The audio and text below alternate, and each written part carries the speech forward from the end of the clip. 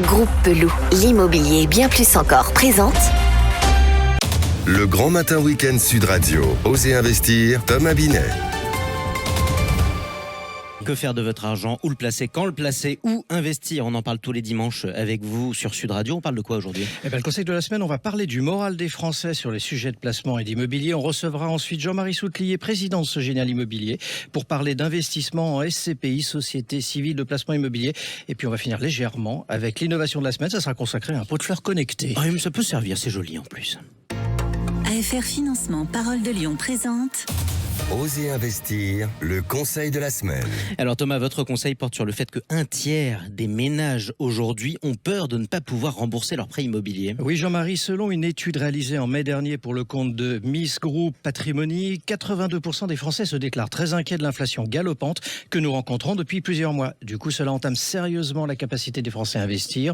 Mais ça ne s'arrête pas là. La flambée des taux d'intérêt impacte, selon 68% des questionnés, allant même jusqu'à 78% chez les 25-34 ans. Ah oui, c'est absolument considérable. Est-ce que vous avez relevé d'autres enseignements dans cette étude? Oui, parce que l'immobilier est malmené dans l'esprit des Français. Comme vous le disiez, la peur de ne pouvoir rembourser son prêt, la crainte de ne pas réussir à vendre son bien, et quand même 15% des sondés qui déclarent avoir abandonné leur projet immobilier en raison de la situation actuelle. Oui, c'est très important. Quel est le rapport des Français vis-à-vis des professionnels de la gestion de patrimoine? Alors ce point est important et devrait faire réfléchir les professionnels de la gestion de patrimoine, justement, car 64% des sondés ne comptent pas se faire aider par un spécialiste et seulement 20% jugent que c'est une aide utile dans leur approche patrimoniale. La confiance, ça se construit. En tout cas, tout de suite, on accueille votre invité, Thomas. Nous avons le plaisir de recevoir Jean-Marie Soutellier, président de Sogenial Immobilier. Bienvenue à vous, Jean-Marie Soutellier, sur Sud Radio, votre société qui propose aux investisseurs et aux épargnants ses services de conseil en investissement et de gestion de fonds immobiliers depuis 1981. Vous intervenez dans l'investissement et l'asset management immobilier. Et depuis 2012, Sogenial Immobilier, une société de gestion de portefeuille qui est agréée par l'AMF. Soyez le bienvenu sur Sud Radio. Bonjour Jean-Marie Soutellier. Alors moi, avant de parler de votre domaine d'expertise, on va parler des SCPI dans quelques instants, moi je voudrais vous entendre sur le dernier point de l'étude que je viens d'évoquer. Comment jugez-vous la méfiance des Français vis-à-vis des gestionnaires de patrimoine? Méfiance, défiance d'ailleurs, c'est vous qui allez nous le dire. Alors on le voit, nous, on le voit tous les jours dans nos souscriptions, on a de plus en plus de gens qui veulent investir en direct et de plus en plus de gens à qui on dit écoutez, allez peut-être voir un conseiller en gestion de patrimoine, et les gens disent non, j'en veux pas. Et en fait, nous, on trouve que c'est un peu bête parce que oui, quelqu'un qui va analyser, par exemple, nos produits de la SCPI, il va passer son temps, 3 week-ends, 10 week-ends à faire ça pour faire ses placements. Mais pourquoi ils en veulent pas, Jean-Marie Soutellier? Parce qu'en fait, je pense d'abord, ils aiment pas payer les frais. Le Français aime pas payer les frais. Et puis surtout, il se dit qu'il va analyser un produit à fond, il va le connaître peut-être mieux que le CGP. Sauf que ce qu'ils voient pas, c'est pas que du produit X, Y ou Z dont on parle, c'est de leur patrimoine au global. En fait, le CGP va être le conseil de tout leur patrimoine et pas que d'une seule opération. Alors, nous sommes à la fin du premier trimestre, donc à l'aube de départ en vacances, le moment idéal pour faire le premier bilan des SCPI, donc Société Civile de Placement Immobilier, dans un contexte général très complexe. Alors, l'année 2022, quand même, a bénéficié, rappelons-le, d'une forte collecte qui a dépassé les 10 milliards d'euros, soit une augmentation de 37% vis-à-vis de 2021. Alors, comment se porte ce secteur que vous portez vous-même aujourd'hui au micro de Sud Radio à l'issue de ce premier trimestre 2023? Alors, ce qu'on voit sur le premier trimestre, c'est que globalement, les fonds immobiliers, donc on collecte un petit peu moins, SC, OPCI, SCPI. Finalement, là-dedans, on a pas mal de décollectes sur les OPCI et essentiellement, c'est-à-dire que simplement, c'est les grands institutionnels, c'est les grands investisseurs qui sont sortis, qui sont revenus sur les fonds euros, qui sont revenus sur leurs fonds d'origine. Alors, on voit que vous investissez dans votre société Sogenial dans tout type d'actifs, bureaux, commerce, entre autres. Mais quels sont aujourd'hui les actifs pour quelqu'un qui voudrait être porteur de parts, donc acheter des parts de SCPI? Quels sont les actifs les plus sécurisants pour un porteur de parts? L'avantage dans la SCPI, c'est qu'avant, vous aviez que des SCPI bureaux ou commerce. Ouais. Aujourd'hui, vous pouvez traiter toutes les thématiques. Et moi, ce que j'aime bien aujourd'hui, et nous, c'est quelque chose dans lequel on investit beaucoup, on reste toujours des investisseurs commerce parce qu'on pense que sur du très long terme, ça reste un bel actif, un peu chahuté en ce moment, mais on restera sur des performances long terme. Moi, ce que j'aime bien en ce moment, c'est tout ce qui est locaux d'activité. Le local d'activité, c'est le couteau suisse de l'entreprise. Ça peut faire du commerce, ça peut faire du stockage, ça peut faire du bureau, ça peut s'adapter. Donc, pour l'entreprise, c'est génial. Et pour le porteur de parts, pour la SCPI, finalement, on peut vendre dedans. Si ça va pas, on met une mezzanine, on fait du stockage. Après, on peut refaire du bureau. Et finalement, on peut facilement adapter notre local à plein d'activités, donc trouver des locataires facilement. Ce qui veut dire que le local d'activité serait le plus sécurisant à vos yeux ? Aujourd'hui, pour moi, c'est un des plus sécurisants parce que des plus petites, faibles valeurs unitaires, des montants de loyer pas très élevés. Donc, on peut accompagner les entreprises qui avaient des beaux bureaux, qui veulent se recentrer sur des actifs un peu moins prestigieux. Voilà, il y a beaucoup de choses à faire avec ces actifs. Et donc, finalement, on trouve un marché beaucoup plus facilement pour ces actifs-là. Alors, vous investissez pas que dans des locaux d'activité, parce que vous investissez également dans des forêts. Alors ça, pour les éditeurs, ça va les interpeller, parce que c'est quand même très atypique. Pourquoi partir sur ce type d'actifs ? Alors on est parti, d'abord c'est des convictions personnelles, historiques, familiales, voilà. La forêt c'était le livret de caisse d'épargne finalement de nos grands-parents ou de nos arrière-grands-parents.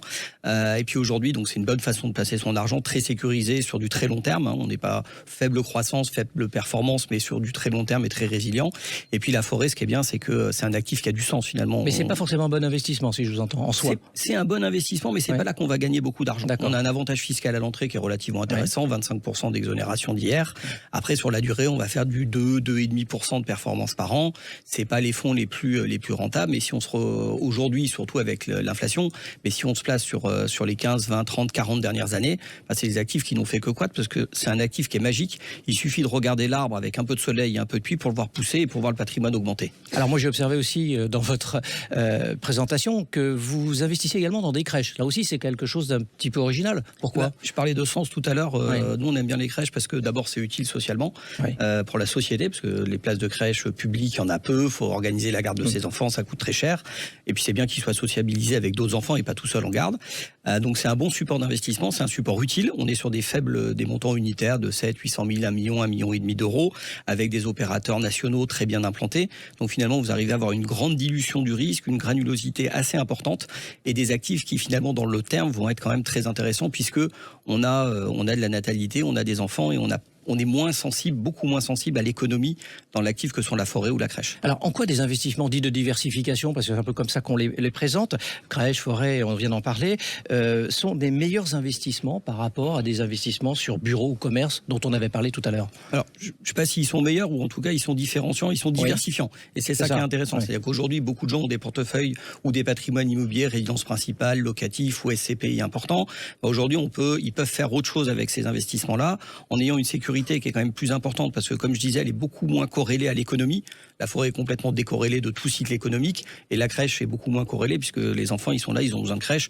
L'enfant, il n'a pas des bureaux à rendre, il rend pas son bail à la fin. On sait qu'il va partir à 3 ans. Bon, on vous recevra dans un autre numéro d'Oser Investir pour vous nous disiez comment ça évolue justement sur les produits de diversification. Merci Jean-Marie Souclier. Merci à vous et surtout si l'envie vous prend de construire d'autres crèches, n'hésitez pas. Il y a beaucoup de nos auditeurs qui vous en remercieront chaleureusement. Je rappelle que vous êtes le président de Sogénial Immobilier. Tout de suite, l'innovation de la semaine avec vous, Thomas Binet. Vous allez nous parler d'un pot de fleurs intelligent et connecté. Alors pour plantes, un pot de plantes donc. Oui, absolument. Mais alors, je ne sais pas, Jean-Marie, si vous avez la main verte. Oh, ça peut m'arriver. Justement, c'est fait pour ceux qui n'ont pas, a priori, la main verte. Alors, on va s'intéresser justement à ce pot de fleurs qui répond au nom de Paro, avec 2 R, pot, et qui intègre 4 capteurs. Hygrométrie, ensoleillement, salinité, donc teneur en sel, et température. Toutes les informations sont envoyées sur votre smartphone. Préalablement, vous aurez téléchargé l'application, bien évidemment, qui est gratuite, et vous recevrez des conseils et des alertes en temps réel lorsque votre plante a besoin d'une attention particulière. Vous retrouverez d'ailleurs une base de données de plus de 8000 plantes à l'intérieur de cette application. Ça vous permet de savoir comment gérer tout ça. Après plusieurs cycles, Paro Pot comprend les besoins de votre plante, ce qui lui permet d'adapter la consommation d'eau. Plus rien à faire. Et équipé d'un réservoir de 2,4 litres, ce système d'arrosage automatique favorise la croissance de votre plante car elle reçoit la juste quantité d'eau dont elle aurait besoin. En période de sécheresse et d'absence pour les vacances, cette solution permet de prendre tranquillement la route des vacances. Le pot qui murmurait à l'oreille des plantes, ça coûte combien ? Écoutez, pour un pot de 30 cm de haut, parce qu'il y a différentes tailles, vous le trouverez autour des 57 €, Jean-Marie. D'accord, et où est-ce qu'on le trouve ? Vous le trouverez sur tous les sites de e-commerce, naturellement, mais également dans les jardineries. Et pour en savoir plus, Paro, avec 2 R.com. Vous avez mis ça sur votre balcon, c'est ça ? Bien sûr. Mais écoutez, vous avez bien raison, on verra si vous avez la main verte. Merci beaucoup Thomas Binet, on vous retrouve dimanche prochain pour un nouveau numéro d'Oser Investir. Merci. Le Grand Matin Week-end Sud Radio. Oser Investir, Thomas Binet. Avec Groupe Pelou, l'immobilier et bien plus encore.